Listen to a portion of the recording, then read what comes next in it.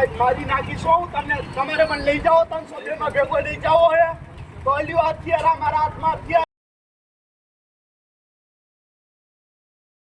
પકડો તમારામાં સત્તા છે પકડો એને હું બેન તો નાખીશ તમે એની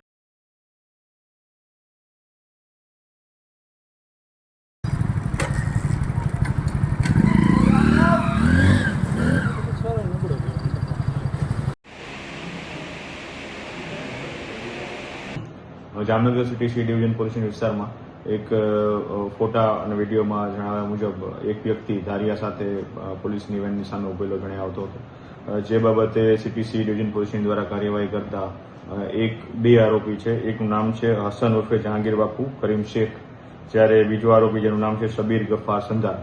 આ બંને આરોપીને તાત્કાલિક પકડી પાડી અને તે બંને વિરુદ્ધ જીપી એક્ટ 135 મુજબનો ગુનો તેમજ જે ફરજ ઉપરના વાહનના ચાલક છે તેના સાથે જે ફરજમાં રૂકાવટ બાબતનો ગુનો નોંધવામાં આવ્યો છે.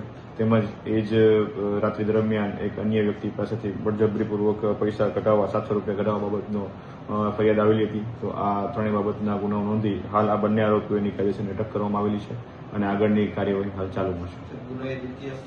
એ બાબતની તપાસ ચાલુ છે.